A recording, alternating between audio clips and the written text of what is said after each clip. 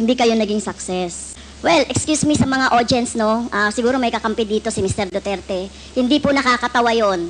Hindi ako nagpapatawa, ma'am. Pero hindi po kami natatawa. Mr. Chair, wag mong gawing katatawanan Hindi ang hearing na ito. Sinasabi ko sa iyo. Well, naging presidente ka, Mr. Chair. Correct. Pero dapat alam niyo po yung due process at pagpapahalaga sa buhay. Hindi yung ganyan. Sino bang may kasalanan? Bakit po congested ang ating mga kulungan? Di ba? Bakit po sinasabi ninyo, hanap buhay ng ibang mga tao, yung droga?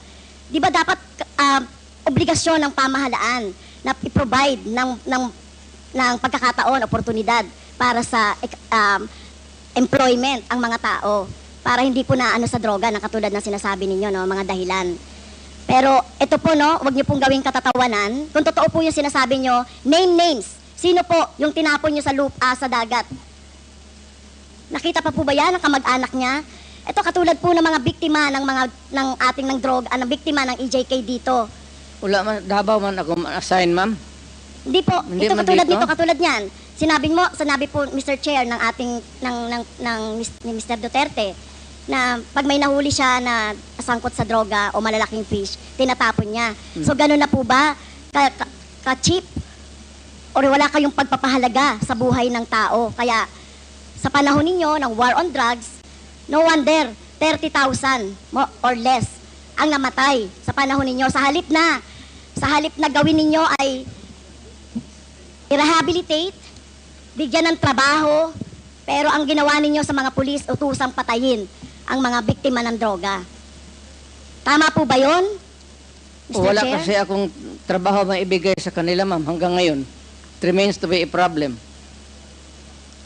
What you're mounting is still the same problem that we have had for all these years. Hanggang ngayon, nandiyan pa rin yung droga. Hindi yun imam tatapos. Hanap buhay nga. Pero hindi po siguro katulad nyo, no? At ito ay magsisilbing lesson, Mr. Chair, kay Mr.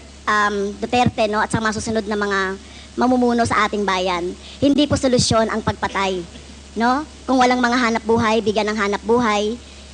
Pagsikapan dito nga, di ba? Ginagawa nga natin ng buong makakaya natin para bigyan ng kahit papaano ay tulong yung ating mga mamamayan. So hindi po ito dapat patayin, no? So mukhang mali po yung line of thinking Hindi dapat, ma'am. Pero kung talagang Mr. Duterte. if the situation calls for it, I will not hesitate. And the police should not hesitate, especially facing a criminal who is also going to kill you.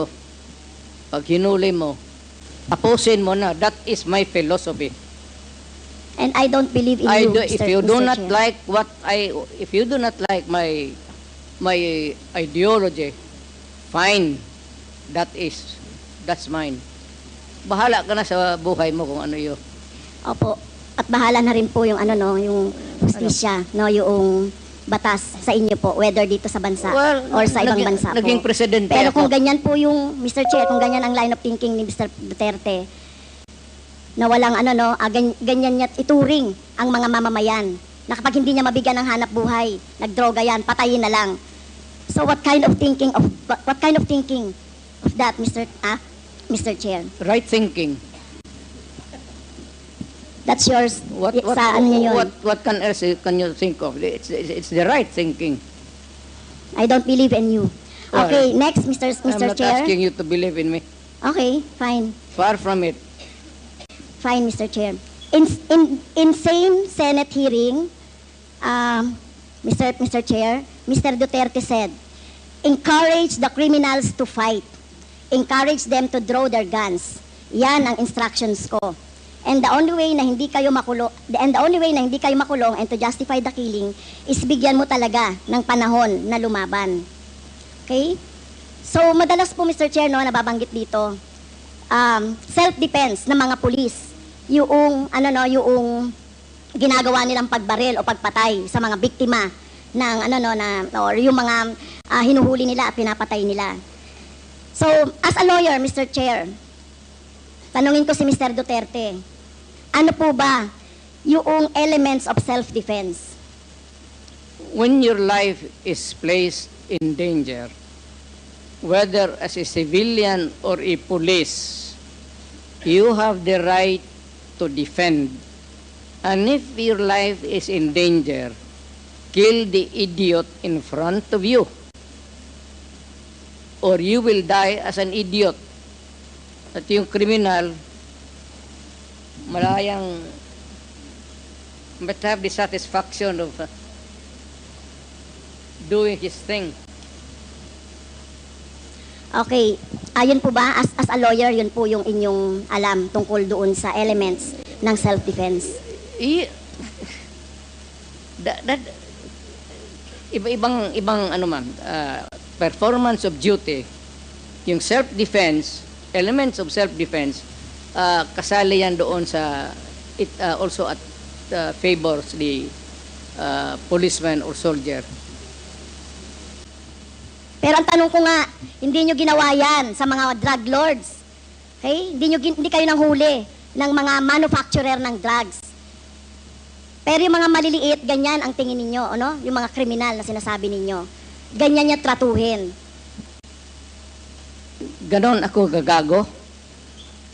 Excuse me, Tingin mo, point of order. ganon ako Point of gagago? order, Mr. Chair. Kanina sinabihan na natin na may rule na bawal gumamit ng manaswang salita or hindi magandang salita.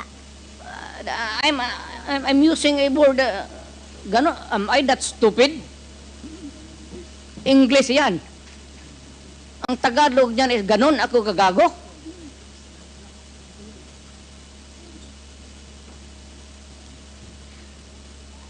Abogado ako, fiscal ako, ganon ako gagago? Tama kayo, Mr. Chair, tama po si Mr. Duterte, abogado kayo.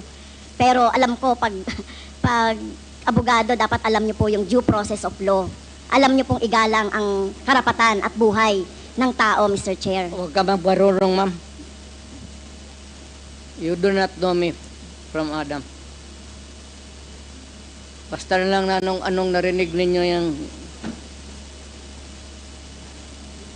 Gaano niyo po kilala si Mr. Yang o si Michael Yang?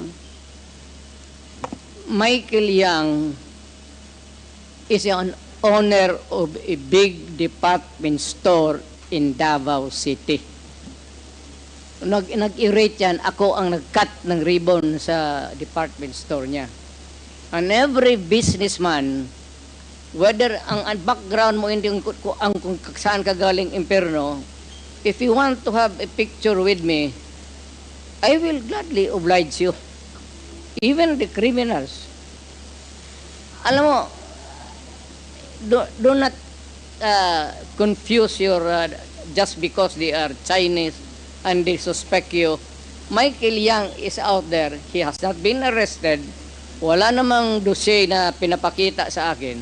Eh kung mayroon ako na ang pumatay, hindi na kailangan ang pulis. Ako na mismo ang... Kung may ebidensya po tayo na involved siya sa droga, papatayin niyo rin po si Oo. Michael Yang? Ako? Maniwala ka? Kung may mga ebidensya po, Oo. papatayin niyo? Sasama, tawagan kita, kasama. Ay, hindi po. Ayokong No, no, maging... no, no, no, no, samahan Ayoko kita. pong maging katulad Ikaw ninyo, yung no? At ayokong masama witness. doon sa patayan. You will So, be hindi a po. witness to a murder. Hindi ko po gagawin yun, Mr. Chair, no? Sumama kay Mr. Duterte para pumatay. Yan ang problema mo. Okay. So, yun nga po, no, yun pong mga malalaking drug lords katulad ni Michael Yang na sinasabi. Pero hindi nyo po alam na involved sa droga si Michael Yang, Mr. Duterte, Mr. Chair. Mas marunong ako sa iyo, ma'am. Hindi talaga involved yan. Magtanong ka ng involved. pulis ngayon. Gusto Kaya mo, nga. magsama tayo sa NICA.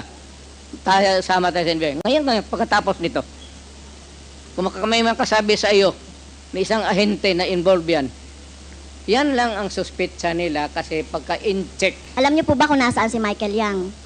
Nasa Davao, either dito, nasa Davao. May malaking tindahan yan. Negosyante yan. Lahat Okay. ng negosyante na Chinese, natural born dito sa Pilipinas o from China, pagka dumikit sa akin yan, politiko ako, ma'am. Para sa akin, boto. At contribution sa eleksyon. Pera. Kailangan mo sa eleksyon, pera. Prangkahan tayo. boto pati pera. Kung may maglapit sa amin na ganon, at wala namang ebidensya na nagkakalat sa harap mo, pero ako, pagka sigurado ako na ganon kayang sinasabi mo ngayon, ako mismo ang gogorgor sa tao na yan. Okay. Wala akong pasensya dyan sa mga ganon. So, Okay. do not worry. Last question. Last I love question. my Last country question na po, more Mr. than Chair. anybody else in this room.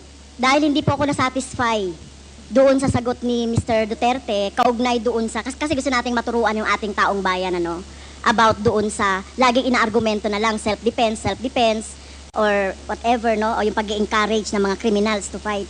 So, pwede bang matanong si Ma'am, Attorney I am Mary? not here to satisfy